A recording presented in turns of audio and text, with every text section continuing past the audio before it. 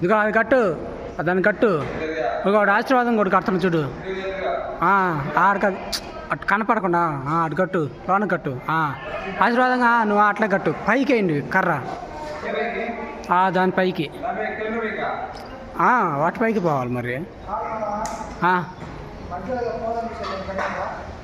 దానికి పోలు గట్టి పైకి వేయండి కర్ర. నువ్వు కూడా పైకి వేయి. అంతే.